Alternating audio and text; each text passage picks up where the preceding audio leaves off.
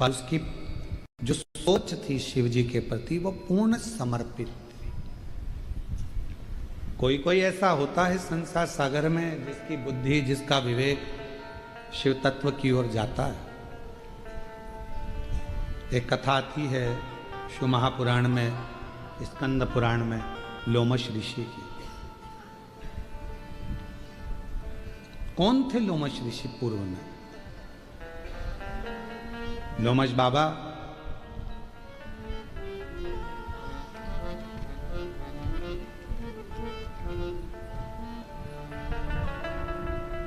जो एक घर में जन्म ले लेते हैं, बहुत छोटा सा परिवार है और दरिद्र भी है, कुछ खाने के लिए कुछ भी।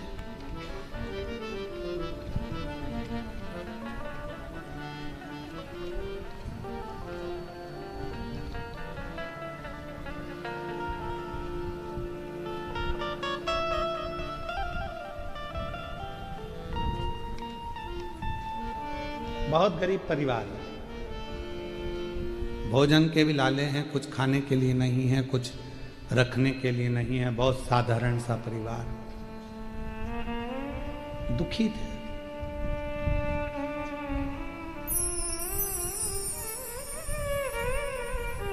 एक दिन भूख लगी। अब भूख के लिए भोजन तो था नहीं, तो सोचा कि कोई जलाशय ऐसा मिल जाए जहां पर पीने का पानी ही मिल जाए। और यदि मुझे पानी ही मिल गया, जल ही प्राप्त हो गया तो मेरा जीवन सार्थक। के लिए जो जल को देखा तो जल में उसको नीचे तल में एक शिवलिंग नजर आया।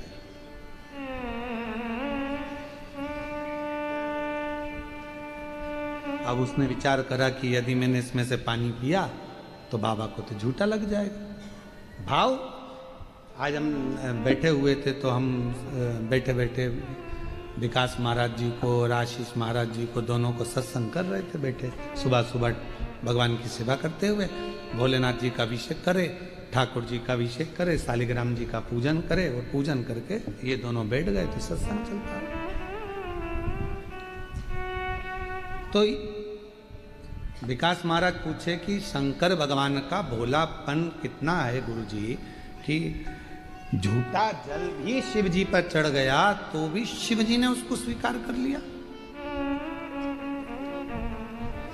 शिव महापुराण में कड़प की कथा आती है। डाकू था, केवल शंकर के मंदिर में गया था और जाकर देखा कि शिव की आराधना कैसे होती है, तो मुंह में पानी भर कर आ गया था और शिव जी पर लाकर डाल दिया।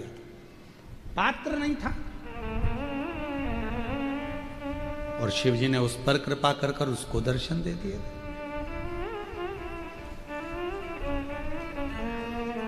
कई घरों में बड़ा झगड़ा होता है, कई घरों में कह देते हैं, अरे बेटा ये पानी क्यों लेकर जा रहे हो, ये पानी अशुद्ध है।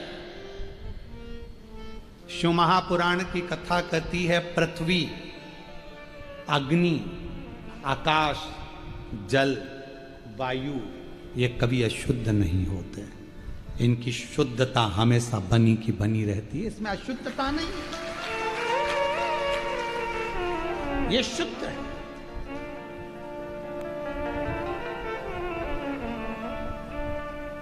अरे ये पानी लेकर जा रहे हो तुम, ये पानी अशुद्ध है। ये पानी कहाँ ले जा रहे हो तुम, ये पानी अशुद्ध है। शिव महापुराण की कथा कहती है, अगर तुम्हारे मंदिर में, शिवालय में, देवालय में आप जा रहे हो भगवान का दर्शन करने के लिए, अगर भगवान के मंदिर में अगर आप कुछ लेकर भी जा रहे हो, दिल से मालूम पड़ा कि मेरे पास कुछ भी नहीं है, एकमात्र एक चावल का दाना भी अगर तुम लेकर जा रहे हो, तो दिल से अगर लेकर जा रहे हो तो शिव उसको करोड़ों में स्वीकार कर रहा है। और यदि चावल का दाना भी नहीं है, जल भी नहीं है, पुष्प भी नहीं है, आभूषण भी नहीं है, कुछ नहीं है, तो आप स्वयं तो जा रहे हो। एक बच्चे ने हमसे प्रश्न किया था, एक कभी कथा थी महाराष्ट्र में, वो महाराज जी ने कथा कराई थी, चाकरवाड़ी में कथा थी, श्री क्षेत्र चाकरवाड़ी में।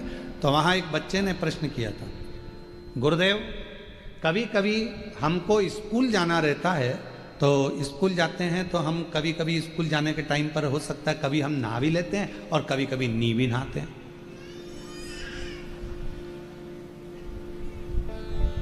तो मंदिर जाएं कि ना जाएं? नी नहाए, जिस दिन नहाएंगे उस दिन चले जाएंगे। तो हम जिस दिन नहाए नहीं उस दिन जाएं कि नहीं जाएं?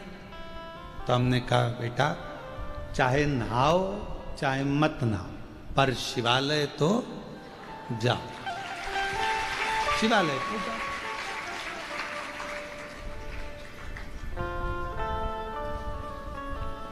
उसके घर के लोग भी खड़े थे।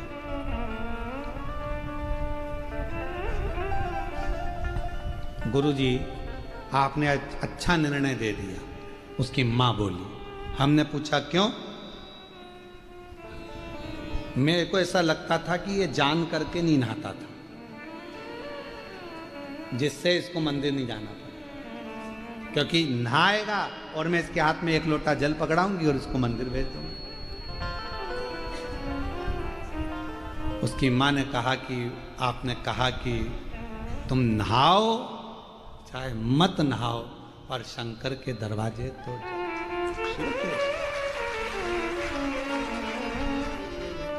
बहुत दयालु है वो, बहुत दयालु। उसने ये नहीं देखना है तुमको कि तुम क्या हो, उसको ये नहीं देखना है तुम में कि तुम कैसे भज रहे हो, कैसे भज।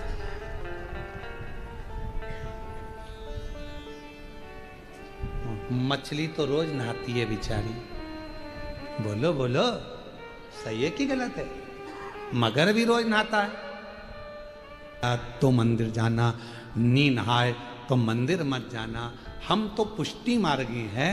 हमारे यहाँ नाथद्वारा में श्री जी बाबा का मंगला का दर्शन करने के लिए जाते हैं, तो हम जैसे उठे हमारे ठाकुर के लिए दौड़ पड़ते हैं और दर्शन करते हैं। ठाकुर मंगला मुखी सदा सुखी। हम तो वो हैं कि भगवान का दर्शन बस मिल जाए। क्यों? क्योंकि जब प्राण छूट रहे होंगे तब यमराज से क्या हो गया, अभी रुक जा, पहले मैं वॉशरूम से नहा के आ जाऊं फिर ले चल। सुनेगा नहीं, मानेगा नहीं। उसको कोई मतलब नहीं कि तुम नहाए कि ना नहाए, बस तो एक चीज मानेगा, बस केवल एक चीज कि तुम नहाओ मत नहाओ, पर प्राण छूटने का समय हो तो तुम्हारे मुख पर परमात्मा का नाम आना चाहिए। सब कुछ वो छोड़, तो नहाने और नहीं नहाने से कोई फर्क नहीं पड़ रहा, उसको कोई अंतर नहीं पड़ रहा कि तुम नहाए ना। हम तो बाबा के भरोसे चलते हैं, हम तो बाबा के भरोसे चलते हैं। ये दुनिया वाले जलते हैं, ये दुनिया वाले जलते हैं। हम तो बाबा के भरोसे चलते हैं, डमरू वाले के भरोसे चलते हैं, काशी वाले के भरोसे चलते हैं। पर मेरी जीजियों मेरे जीजाओं, ये बात तो बच्चे तक है।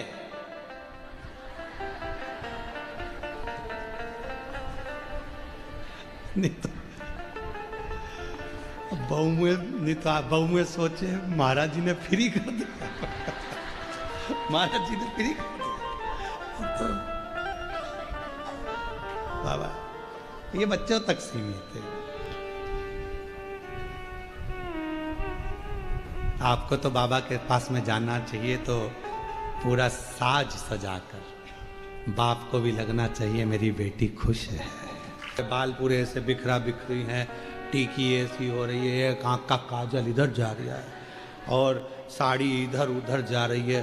पापा, और पापा जो देखे भाऊ, और जो भाऊ ने देखा बेटा तेरी ये हालत कैसे हो गई?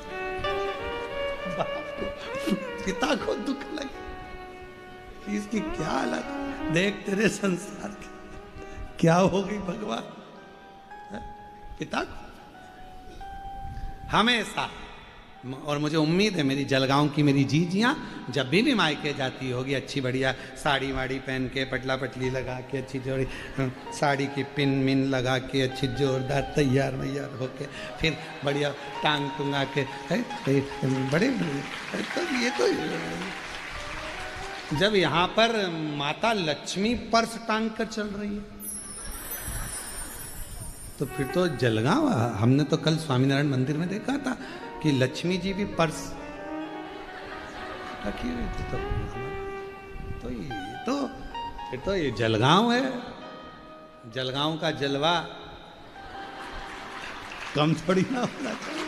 तो आप लोग जाते होगे मायके तो थोड़ा सच धज के ही जाते होगे, ये मेरा विश्वास कहता है। पापा से मिलने जा रही हूँ, मेरे मायके जा रही हूँ, सुंदर होकर तैयार होकर बच्चों की पार्टी वाटी पाड़कर। बच्चे पूछ रहे मम्मी कहाँ जाना है, स्कूल से अभी आया, कहाँ जाना है, नाना जी के घर। बच्चा भी तैयार हो गया। तो निवेदन है मेरे बाबा, बच्चे तक सीमित है पर तुम अपने बाबा से मिलने के लिए, पिता से मिलने के लिए, और मेरे जी जाओ तुम अपने ससुर से मिलने के लिए जब जाओ तो थोड़ा सा तैयार। इतने सुंदर बढ़िया सज धज कर जाओगे तो बाबा भी कहेंगे कितना। उसको लगना नहीं चाहिए, उसको भी लगे कि मालूम पड़े तुम ऐसे जाओ तो उसको लगे टेंशन में। नहीं, टेंशन कितना भी हो, टेंशन कितना भी हो पर चेहरे पर मेंशन होना चाहिए। टेंशन कितना भी हो पर अपना चेहरा कि गए तो बाप को भी लगना चाहिए कि हाँ मेरी बेटी आई है, मेरा बेटा आया, मेरा दामाद आया, मेरा बेटा आया, उसको लगना चाहिए। तो यहाँ लोमश बाबा का जो पूर्व का जन्म था, एक बहुत दरिद्र बहुत गरीब परिवार, साधारण सा, जहाँ कुछ भी नहीं है, कुछ भी। भोज पानी पीने के लिए गया जलाशय में, छोटा सा एक शिवलिंग नीचे देखा, एक शिवलिंग। और जब शिवलिंग देखा मन में भाव जागृत हुआ, मन में भाव। अगर मैं जल पीऊंगा, पानी मेरा झूठा शिव जी पर गिरेगा, शंकर भगवान रुष्ट हो जाएगा, ये अच्छी बात नहीं है। पर प्यास बहुत लग रही है, आसपास में कोई जलाशय नहीं है, तो उसने विचार करा पहले जल पी लेता हूं थोड़ा सा लेकर। हाथ की अंजलि में जल भरा, दूर गया, हाथ की अंजलि से जल पी लिया। जल पीकर फिर गया, उस जलाशय को छोड़कर दूसरे जलाशय में जाकर हाथ को धोकर एक कमल का पुष्प तोड़ लिया। एक कमल, कहते हैं लोमश बाबा का चरित्र कहता है, लोमश ऋषि का चरित्र कहता है कि यदि किसी व्यक्ति ने अपनी जिंदगी में एक नियम बना लिया कि मुझे प्रदोष के दिन बाबा देव अधिदेव महादेव को एक कमल का पुष्प चढ़ाना, और कई मौसम ऐसा होता है कि उसमें कमल का पुष्प नहीं मिलता तो कमल गट्टा बाजार में मिलता है, देखा है आप लोगों ने, काला कलर का होता है कमल गट्टा। एक कमल का गट्टा भी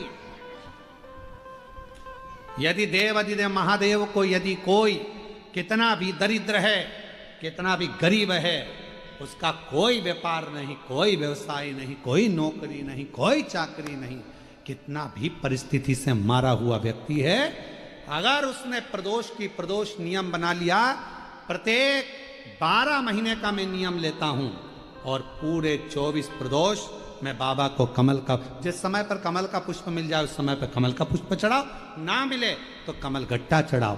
पर जिसने प्रदोष का नियम बना लिया, 1 साल पूरा नहीं होगा और मेरा बाबा उसका हाथ पकड़कर उसको मंजिल तक पहुंचाना प्रारंभ करेगा। कितना भी दरिद्र हो, कितना भी दरिद्र। यह लोमश ऋषि की कथा कहती है, ये लोमश बाबा का चरित्र कहता, कितनी भी गरीब परिस्थिति क्यों ना हो, कितना भी दरिद्रपन क्यों ना हो, कुछ नहीं घर में, पर बाबा पर आश्रित होकर।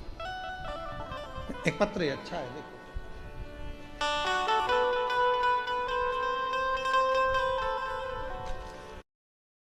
गिरीश पाटिल जलगांव की रहवासी हैं। 2022 में गले की अन्न नली के पर कहीं बैठे हैं, आप ही हैं, आ जाओ एक बेलपत्र ले जाना। लास्ट स्टेज का कैंसर हो गया 2022 में, गठान हो गई। जांच कराने पर डॉक्टर ने बताया कि ये गठान कैंसर की है और कैंसर पूरे शरीर में फैल चुका है, लास्ट स्टेज है। कुछ समय आपको दिए हैं, थोड़ा 6 महीना। डॉक्टर ने केवल बहुत थोड़ा सा समय दिया। तब मेरे घर के मालिक ने कहा कि सियोर वाला बाबा कथा कहता है, शिव महापुराण की कथा सुनना प्रारंभ करो। मैं इलाज के साथ मंत्रोच्चार करती, श्री शिवाय नमस्तुभ्यम का जप करती। सीहोर जाकर बाबा की कंकर शंकर पूजन कर कर रुद्राक्ष लाए, बेलपत्र बाबा को चढ़ाकर खाना प्रारंभ करा। कुछ शरीर में जाता तो नहीं था। डॉक्टर ने भी थोड़ा सा समय 3 से 6 महीना जीवित रहने का कहा था। लास्ट स्टेज था, ऑपरेशन का मना करे तो करे क्या। तब 1 लोटा जल, बेलपत्र और सीहोर का रुद्राक्ष, इसी पर आश्रित रहे। डॉक्टर ने तो दवाई जो दी वो दी। बाबा, आज मैं बाबा के सामने खड़ी होकर साधुवाद कहती हूँ। किस पर हो जाए जरा सी हम पर कर दो जरा सी। मेरा नाम श्रीमती ज्योति युवराज मराठे है, कहीं बैठे हो आप ही हैं, आइए एक बेलपत्र लेकर जाइए। गांव सिरसोली, जिला जलगांव की रहने वाली हूँ गुरुदेव। आपकी वाणी से भोले बाबा की कथा मालेगांव धूले, बड़े जटाधारी महादेव और जलगांव, इन सब जगह पर सुनी है। हर दिन आपकी होने वाली ऑनलाइन कथा भी श्रवण करती हूँ गुरुदेव। मेरे पिताजी के पाँव में दयाराम दयाराम सोनू मराठे हैं, उनके पैर में एक जख्म हो गया था। वो पैर में इतना बड़ा फैल गया था कि उनको वेंटिलेटर पर डाल दिया गया था। शरीर काम नहीं कर रहा, क्या करें, घबरा गए। तब पिताजी के गले में एक रुद्राक्ष पड़ा हुआ था। उन्होंने कहा कि बेटा, इस रुद्राक्ष का जल में कभी नहीं पिया, वो रुद्राक्ष मैंने उतार कर भी रख दिया था, वो रुद्राक्ष घर पर रखा है, उसको मंगाया जाए। रुद्राक्ष लाए, तांबे के लोटे में गलाकर शिव को चढ़ाकर वो जल पिताजी को देना प्रारंभ करा। बाबा, ऐसी शिव ने कृपा करी, जैसे ही थोड़ा आराम लगा, वेंटिलेटर से निकले, पिताजी ने कहा एक बार सीहोर चले जाओ, वहां का चढ़ा हुआ जल बेलपत्र लाओ, मिट्टी लाओ। सीहोर गए, वहां से जाकर मिट्टी लाए, जल लाए, हमारे पिताजी के शरीर पर लगाना प्रारंभ करा। डॉक्टर भी आश्चर्य में पड़ गया कि एकदम से इतना आराम कैसे लग सकता है। जो पांव कटने की कतार पर था, आज पूर्ण तरह से स्वस्थ है। शिव कृपा।